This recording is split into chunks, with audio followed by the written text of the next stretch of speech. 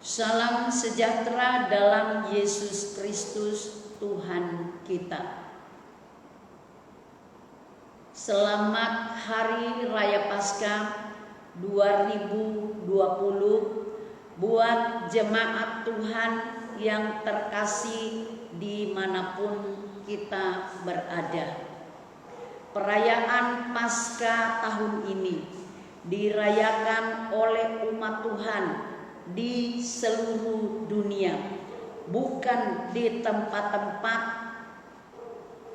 ibadah atau gereja yang besar ataupun yang sedang, tetapi perayaan Paskah tahun ini mengharuskan kita merayakan Paskah di rumah kita masing-masing.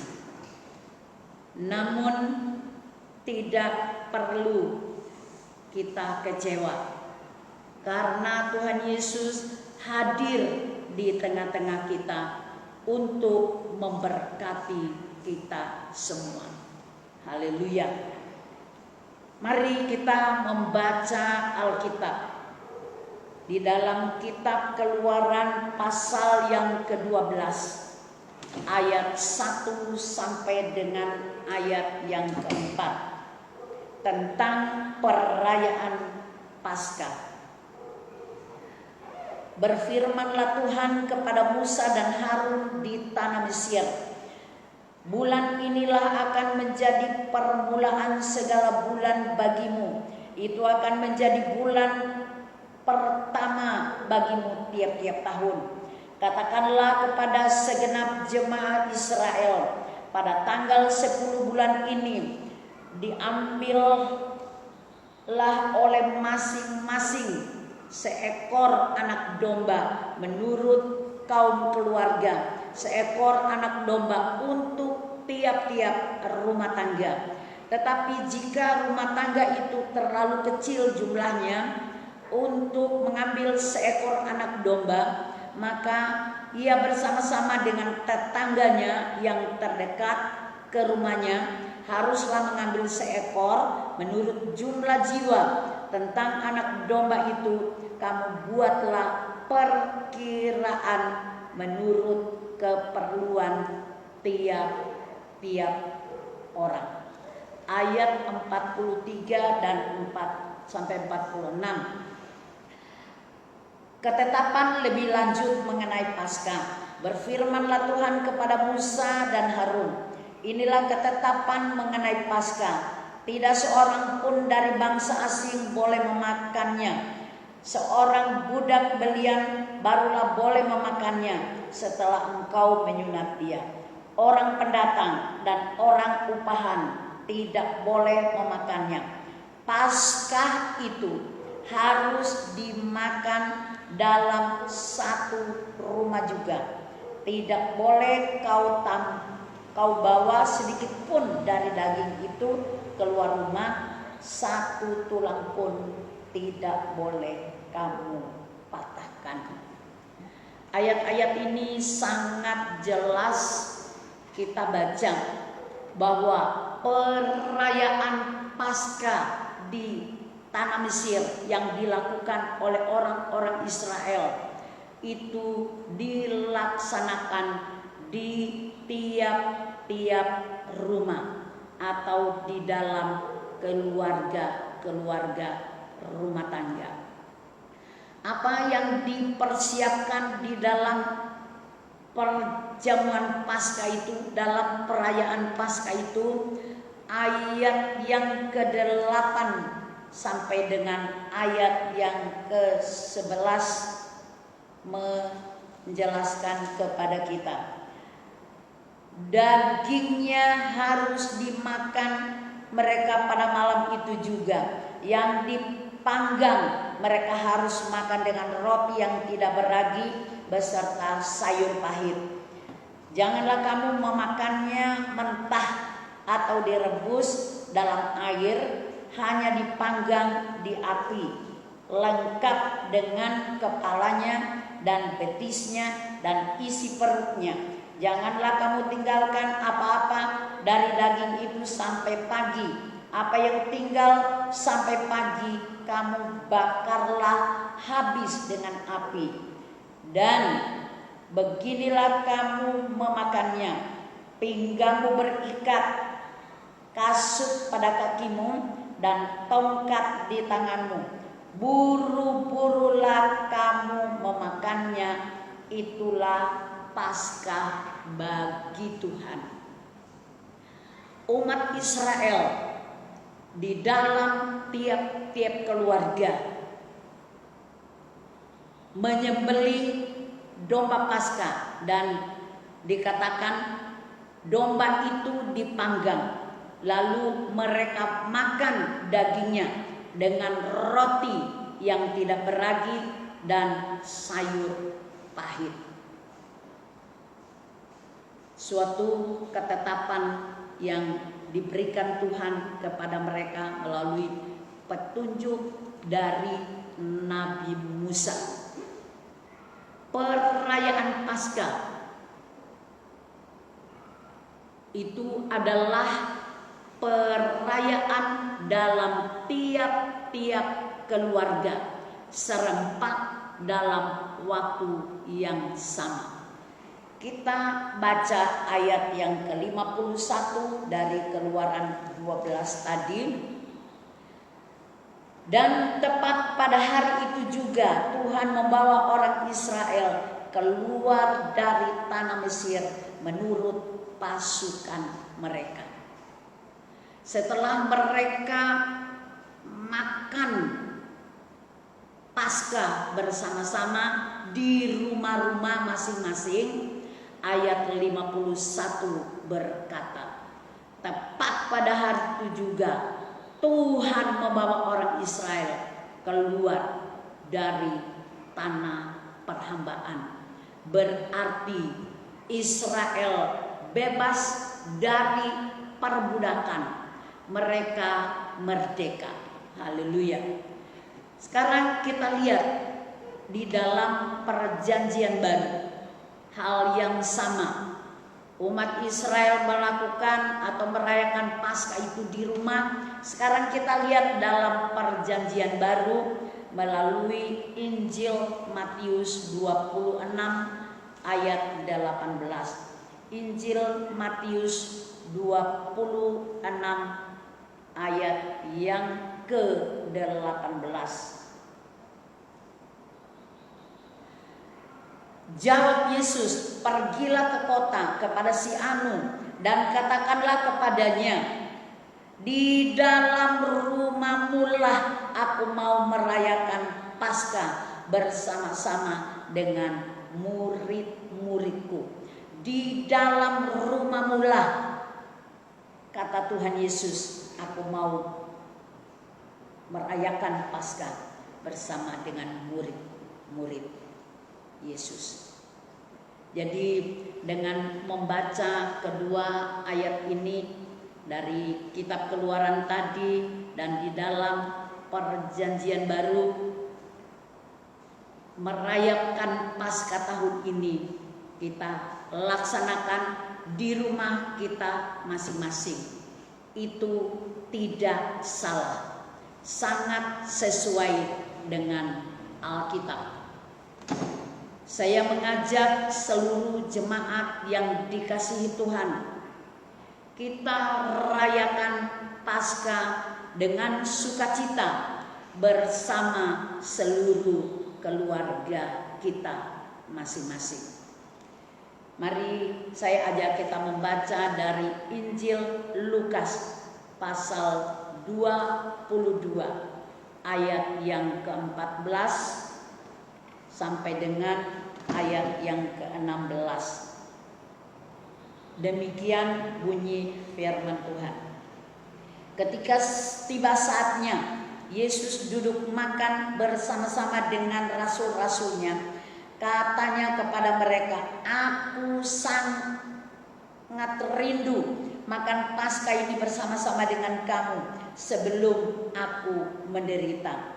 Sebab aku berkata kepadamu, Aku tidak akan memakannya lagi sampai ia beroleh kegenapannya dalam kerajaan Allah. Ayat 18, sebab aku berkata kepada kamu, mulai dari sekarang aku tidak akan minum lagi hasil pokok anggur sampai kerajaan Allah telah datang.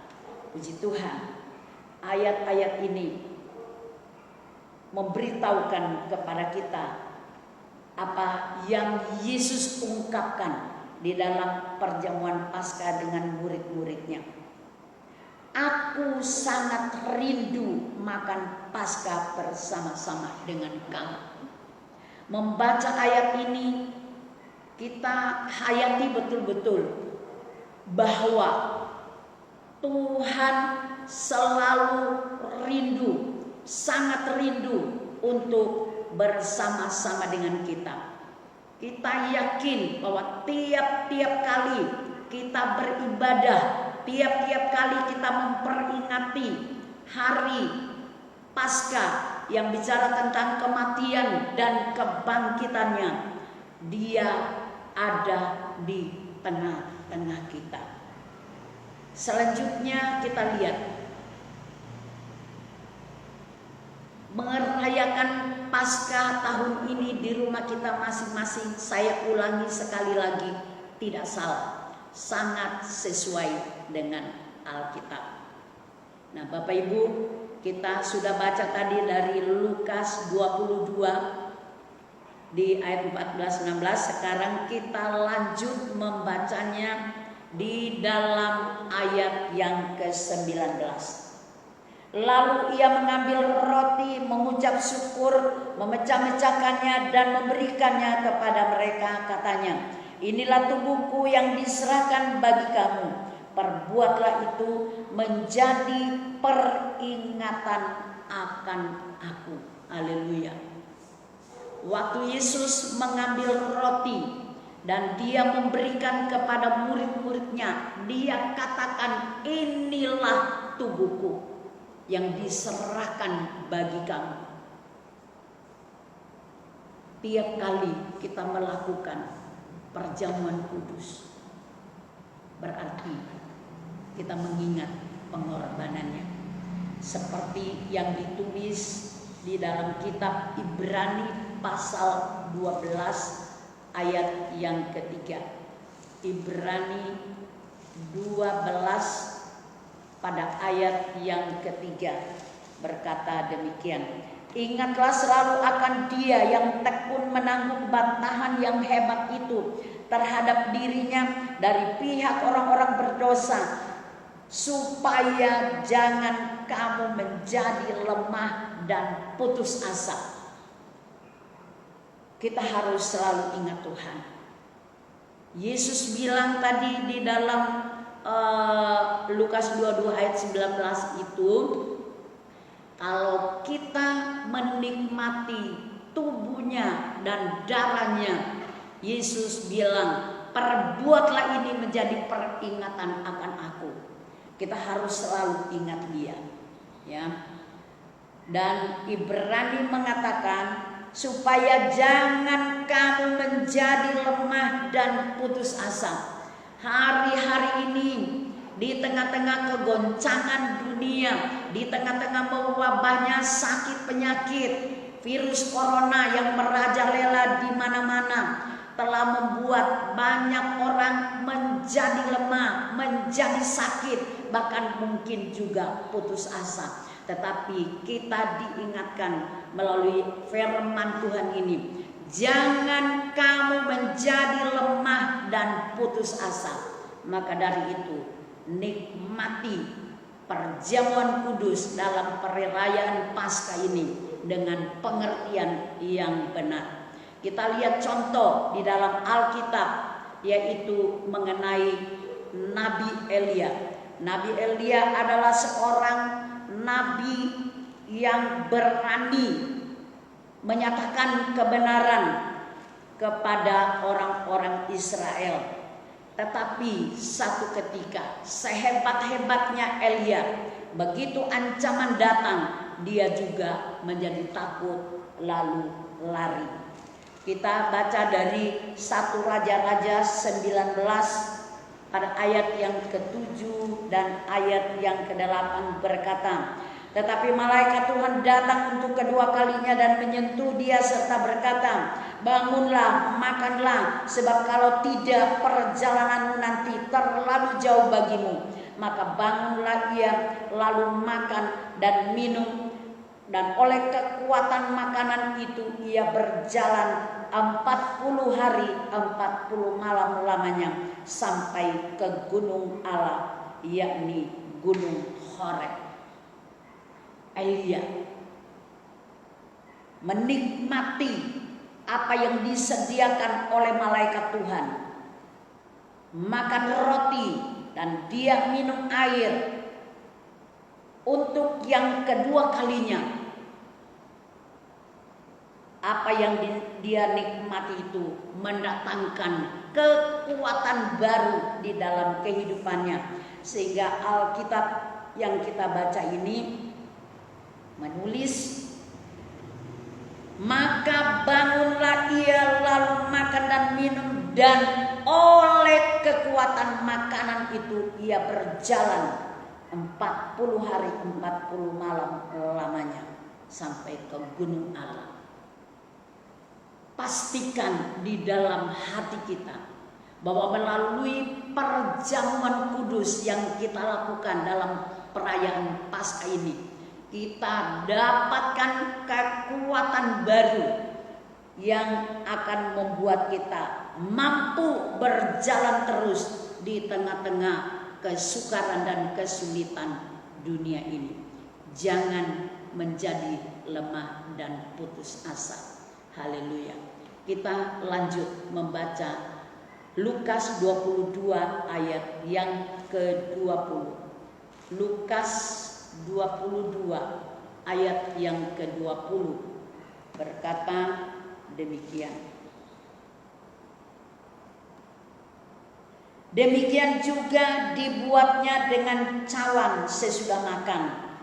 Ia berkata, cawan ini adalah perjanjian baru oleh darahku yang ditumpahkan bagi kamu.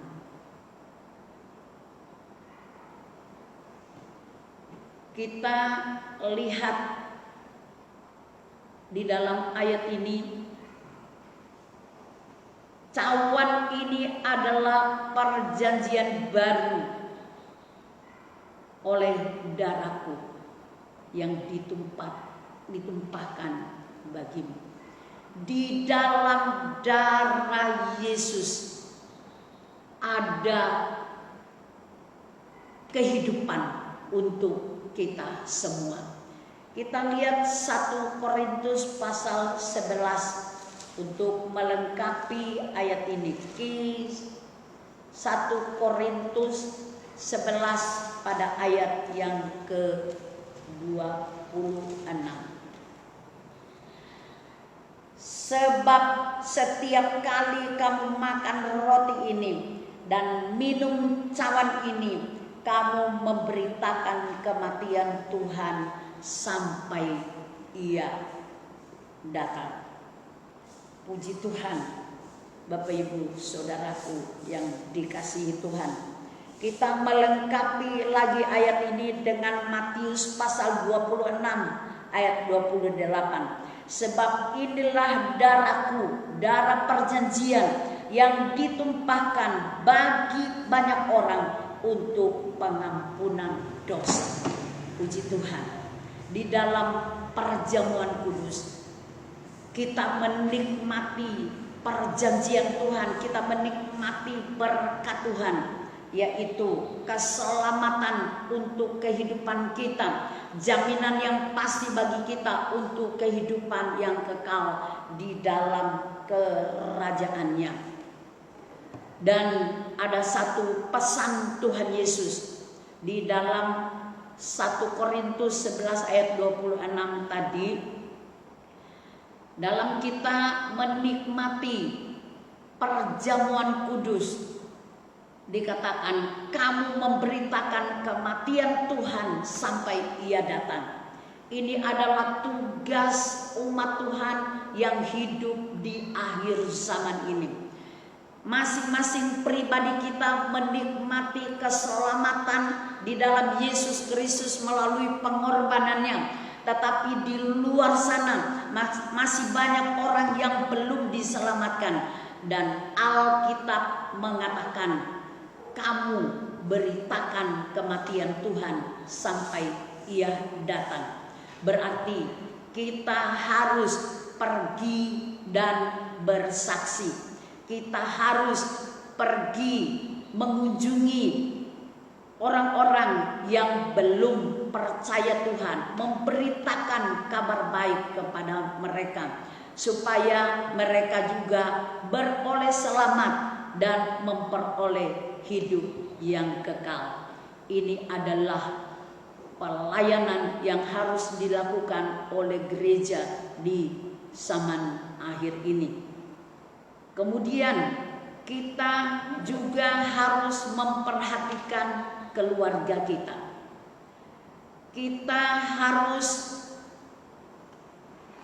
melihat keluarga-keluarga kita yang belum diselamatkan, supaya kita mau berusaha membawa mereka lebih dekat pada Tuhan, agar seisi rumah kita diselamatkan oleh Tuhan, seperti komitmen daripada Yosua, pemimpin orang Israel masuk ke tanah Kanaan.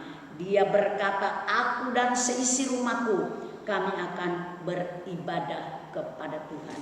Haleluya.